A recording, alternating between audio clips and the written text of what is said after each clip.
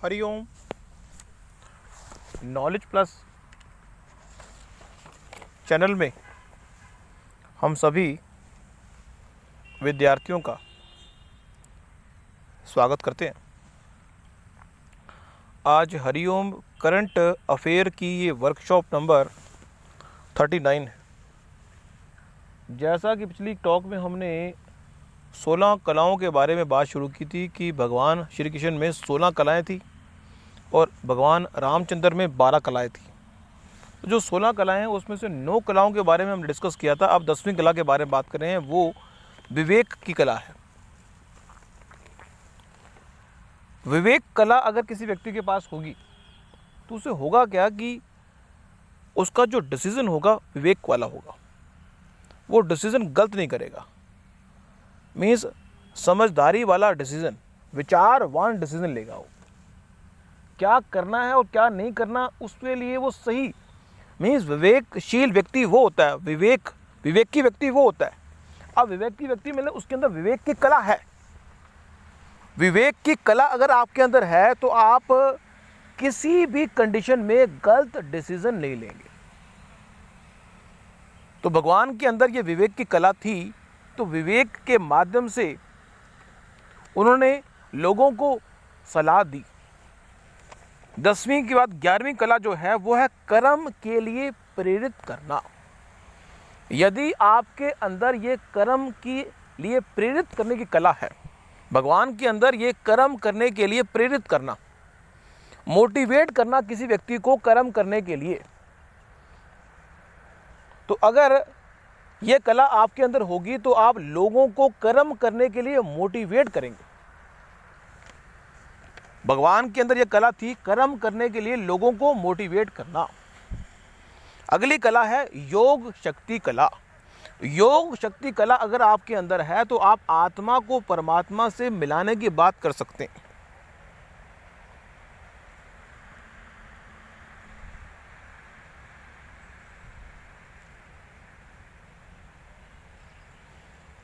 आत्मा को परमात्मा, योग मीन्स आत्मा को परमात्मा से मिलाने की जो कला है उसको बोलते हैं योग।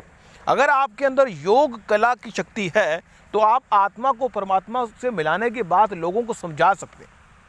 मीन्स आपके अंदर योग कला है तो लोगों को प्रेरित कर सकते हैं कि आप आत्मा को परमात्मा से कैसे मिला सकते हैं। अगली कला है विनय कला। बड़ी ही इंपॉर्टेंट कला है विनय। इस संसार में भगवान के पास ये विनय कला है और हर व्यक्ति के पास ये विनय कला होनी चाहिए, पर है नहीं। विनय कला का मतलब है कि इस संसार में जो भी भगवान ने आपको दिया है उसका अहंकार ना करना। अहंकार से अगर रहित हो जाओ तो इसका मतलब आपके अंदर विनय कला आ गई। आप काइंड हो गए। व्यक्ति कितना काइंड है ये इस बात पर निर्भर करता है कि वो कितना अमीर है। जितना व्यक्ति अमीर होगा उसकी उतनी विनय कला डाउन होती जाएगी। ये नॉर्मल एक विचार हम बात कर रहे हैं, लेकिन विनय कला व्यक्ति के पास जो है उसके अहंकार के संबंध में है। आपके पास ज्ञान है तो आपको अगर ज्ञान का अहंकार है तो आपके अंदर विनय कला नहीं है। विनय कला व्यक्ति को नरम बनाती है। बहुत कुछ हो जाने के बाद भी व्यक्ति कहे कि मेरे पास ये कुछ है, भगवान की कृपा है। अहंकार, लेकिन जो अहंकार है वो सूक्ष्म रूप से हर व्यक्ति को घेरता है, चाहे वो संत हो चाहे महात्मा हो, कोई भी हो। लेकिन फिर भी उससे वो हटने का प्रयास अगर करेगा तो कर सकता है। लेकिन अगर विनय कला किसी व्यक्ति के पास है तो वो अहंकार उसको छू नहीं सकता। तो भगवान के पास विनय कला भी थी। फिर है सत्य कला। सत्य कला का मतलब है कि चाहे जीवन में कोई भी कंडीशन क्यों ना आ जाए, आप झूठ नहीं बोलेंगे, आप सच बोलेंगे। फिर है अधिकार, कंट्रोलिंग। हमने अपनी टॉक में, हरिओम नॉलेज प्लस की टॉक में कहा है कि इस संसार में कभी भी किसी व्यक्ति को कंट्रोल करने का प्रयास ना करो। लेकिन अगर कंट्रोलिंग कला आपके पास आ गई तो लोग ऑटोमेटिक आपके कंट्रोल में रहना चाहेंगे। लोग आपके कंट्रोल में रहना चाहेंगे, इसका मतलब आपके अंदर कंट्रोलिंग कला आ गई। तो भगवान के पास एक कंट्रोलिंग कला भी थी। मीन्स हर व्यक्ति कहता था भगवान आपके कंट्रोल में हम रहेंगे, हम तो आपके अधिकार क्षेत्र में रहेंगे कि जो आप कहोगे हम वो करेंगे। कंट्रोलिंग कला।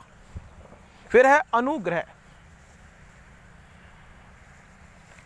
अनुग्रह कला मीन्स हमेशा दूसरे के कल्याण में अपने कल्याण को ढूंढना। दूसरे के कल्याण में अपने कल्याण को ढूंढना मीन्स अनुग्रह कला है। ये भी भगवान के अंदर थी। इस तरह से हम अपनी टॉक को अगर वाइंड अप करना चाहें और 16 की 16 कलाओं को यदि दोबारा से चेक आउट करना चाहें तो पहली कला भी इस संसार में श्री संपत कला है, मीन्स धन संपदा आपके पास अधिक होगी। दूसरी कला आपके पास भूमि संपदा अधिक होगी। तीसरी कला कीर्ति, आपकी प्रसिद्धि होगी। चौथी वाणी आपकी इतनी अट्रैक्टिव होगी कि वाणी की कला है। संमोहन, लीला, आप लीला कर पाएंगे, आप लोगों को मैजिक से समझा पाएंगे, उसको भ्रमित कर पाएंगे। लीला कला भगवान के पास थी। कीर्ति कला, कि आपके चेहरे पर इतना नूर होगा कि लोग देखते रहेंगे। सातवीं विद्या कला, विद्या में इतने निपुण होंगे कि आपको कुछ करना नहीं पड़ेगा, फिर भी आप वेदों के ज्ञाता बन जाएंगे। आठवीं कला है विमल, कि आपका जो मन वचन व्यवहार से आप विमल हो जाएंगे, शुद्ध हो जाएंगे। आपके व्यवहार में एक रूपता आ जाएगी कि आप मन से क्या सोच रहे हैं और बोल क्या रहे हैं, अलग अलग नहीं होगा। मोटिवेशनल कला, कि आप दूसरों को प्रेरित करेंगे कर्म करने के लिए या प्रेरणा देने के लिए। नौवीं कला है विवेक की कला, अगर आप विवेकी हो जाएंगे तो आप किसी हालत में भी कोई गलत डिसीजन नहीं लेंगे। अगली कला है कर्म करने की प्रेरणा देने की कला, कि व्यक्ति को कर्म करने की प्रेरित करना। 12वीं कला है वो है योग शक्ति कला, कि भगवान के लोगों को प्रेरित करना कि आत्मा को परमात्मा से कैसे मिलाते हैं। 13वीं कला है विनय, आप इस संसार में जो भी आपके पास है, जो भी इस संसार में आपके पास है, उसका अहंकार ना करना विनय कला की निशानी है। 14th जो कला है वो है हमेशा सत्य बोलना। और जो 16वीं कला है वो है आपके अधिकार क्षेत्र में लोग आना चाहें, आप लोगों को कंट्रोल ना करना चाहें, आपके अधिकार क्षेत्र में लोग आना चाहें। और 16वीं कला है अनुग्रह, मीन्स लोगों के कल्याण में ही अपने कल्याण को समझना। यदि अनुग्रह कला आपके अंदर आ गई तो लोगों के कल्याण में ही अपने कल्याण को समझना। बड़ी इंपॉर्टेंट बात है कि यदि हम माता पुत्र के कर्म को करते हुए अपना कल्याण समझती है, दूसरे का भला करते हुए अपने कल्याण को समझ लेना, ये अनुग्रह की कला है। इस प्रकार से आज हमने इस जो 16 कलाएं हैं उसके बारे में जानकारी दी। आने वाले किसी टॉक में और कुछ भी जानकारी देंगे। Thank you so much.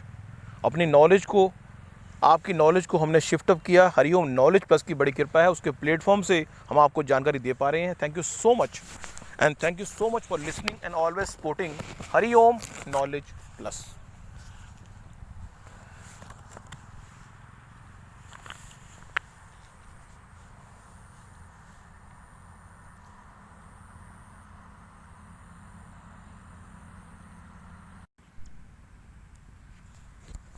Hariom.